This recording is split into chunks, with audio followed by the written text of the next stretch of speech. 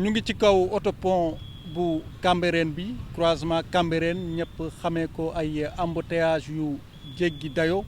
donc taxoon état bu Sénégal ak Ageroute sumb ab liggéey muy autopont bi ñu nekk ngir gën a rattaxal circulation bi à ce niveau au niveau du croisement de Cambérène parce que fii ku fi xam comme nu mu firndewoo suñu ginnaaw oto yi dañ fiy faral di yàgg lool rang lu yàgg ndax embouteillage bi nga xam ne ni jéggi na dayo autopont bi nag tey ji lañ ko war a inaugurer daal di koy ubbil circulation bi donc usagers yi njot bu baax ne ak ubbi bu ñuy ubbi autopont bi circulation bi dina gën a ratax daal di leen teggil coono bi nga xam ne ni faral nañu di ko dund au niveau du croisement de Cambérène. waaw impression bi ñu ci am mooy kontaan parce que autopont bi dina permettre ñu gën a mën a yombal dem bi ak dikk bi ci national 1 bi tamit dina permettre nga xamante ni autoroute sortie bretelle bi amoon ci autoroute A1 bi conflit bi ñu amoon entre ñi nekkoon ci suuf rond-point bi ak ñiy génn ñu réglé na boobu. donc tey jii ñiy jaar ci kaw autopont bi dinañ gis ni que trafic bi dina wàññeeku bu baax par rapport ak lu ñu doon dund en plus comme mettoon nañ en place ouvrage yu Lobat Fall ba pare donc day gën a fluidifier rek national 1. prochaine étape yi démarré na ba pare boo xoolee parce que ñi ngi ci ouvrage yu front de terre Bourguiba autopont front de terre croisement front de terre bi nga xamante ni commencé na mais ñu am fa ay peut-être ay tuuti gàllankoor parce que dafa am ay dévoiement réseau yu bëri yu ñu fay def boobu mi ngi commencé. tamit ñi ngi commencé ay ouvrage yi nga xamante ne moo nekk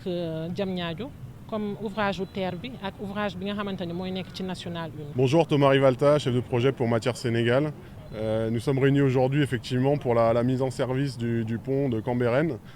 qui est le 6e autopont qu'on inaugure sur Dakar, après Keur Gorgui, Saint-Lazare, Yoff, Lobat Fall, Keur Massar, donc maintenant l'autopont de Cambérène. C'est une grande fierté de pouvoir livrer cet ouvrage qui, on l'espère, va pouvoir soulager les populations et aider à la fluidification du réseau et du trafic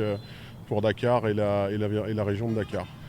Ce projet vient ensuite, cette inauguration vient à la suite de l'inauguration du pont de Marsassoum aussi en Casamance qui a été faite par son Excellence Monsieur le Président cette semaine et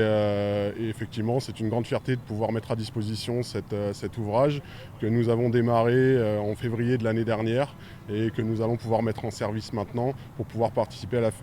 pouvoir prévoir la finalisation des bretelles et mettre la configuration définitive de l'ouvrage en service. Alors la prochaine étape, on a des ouvrages qui ont démarré déjà comme vous avez pu le voir sur l'ouvrage de front de terre, qui est un ouvrage où il y a beaucoup de dévoiement de réseau, donc beaucoup de préparation à faire et où nous avons déjà engagé fortement avec les concessionnaires les travaux pour avancer le plus vite possible dans cette zone qui est aussi sensible. Nous avons aussi 2 ouvrages qui vont démarrer au niveau du pôle urbain de Diamniadio,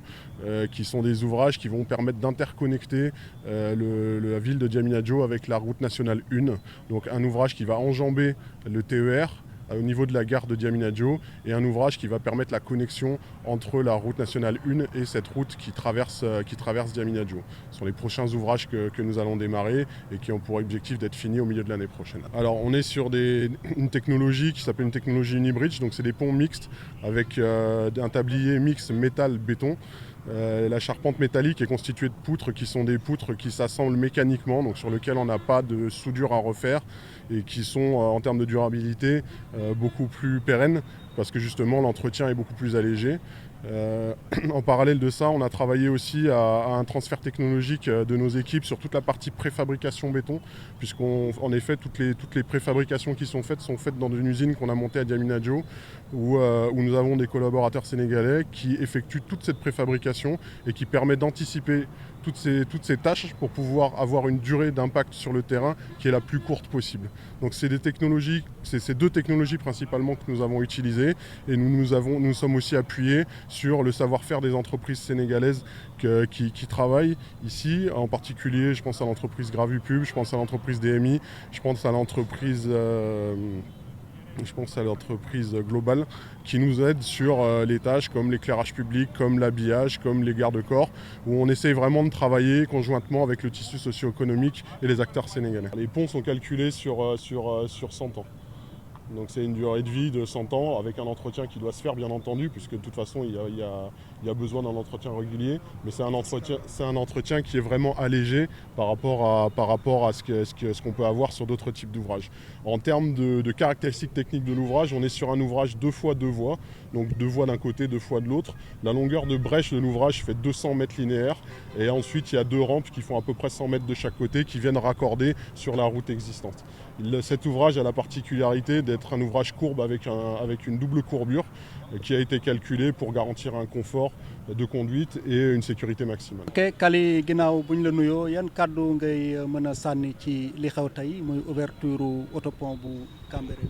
waaw frère maa ngi lay siyaar donc di nuyu waa Sénégal 7 ak yëpp di nuyu seen ay internautes gars yi nekk Sénégal ba si diaspora bi donc gis ngeen tey fi ñu taxaw muy croisement Cambérène fii sunu gox la man ko xool sama kër a ngi nii à 200 mètres fii laa juddoo fii laa yaroo fii laa màggee donc sunu ay jafe-jafe yu ñu amoon muy embouteillage bu métti képp ku déggoon rond-point croisement Cambérène moom doo fi sax sawar a jaar rawatina weekend bi mais kilifa yi dégg sunuy jooy wax dëgg fa yàlla ba tey ñu defaral ñu benn autopont boo xam ne ku gis autopont bi macha allah da nga yaakaar ni tey yaa ngi à l'extérieur parce que liggéey bi boo xoolee mën nañ ne jëlul temps yàggul te wax dëgg fa yàlla si autopont yu mujj yi la ñu defaral boo xoolee goudron bi ak yooyu 2 voies laay gis 2 voies muy presque 4 voies autoroute à péage ba ngi ni tamit nekk ci wet bi vraiment dañuy sant rek di gërëm son excellence monsieur le président de la république ak waa AGEROUTE ak yooyu gars yi nga xam ne ñu ngi defar autopont yi ginnaaw Lobatt Fall croisement Cambérène am na gis nañu Saint-Lazare it VDN bi loolu mooy yokkute Sénégal yoonu yokkute Sénégal en route vers l'émergence parce que dëkk mënul avancer si ay embouteillage parce que boo gisee tey Europe ñu développé parce que dañ defar seen i ay tëli defar seen i ay autopont defar seen i ay péage donc sénégalais yi bu ñu jékki-jékki toog naan ay autoroutes yi du priorité wala péage yi du priorité si parce que nit booy xëyee 8 heures sa kër war a nekk sa bërëb liggéeykaay 9 heures war nga mën a egg foofu avant l'heure mais souvent bu njëkk dañ doon jóge rek ci banlieue bi 8 heures le matin pour ñu egg ville 13 heures la ñuy egg rawatina bu nawet ñëwee embouteillage bu métti mais alhamdulilahi rabbil alamin loolu dañuy yaakaar ay souvenir lay doon parce que ku gis autopont bi moom oto dootu fi taxaw ñii jëm Parcelles dinañu kontaan ñii jëm Pikine dinañu kontaan ñii jóge Dalifort it dinañu kontaan donc dañuy ñaanal rek autorités yi ñu continuer rek di def autopont yi mel nii xam ne rek c'est le Sénégal qui gagne.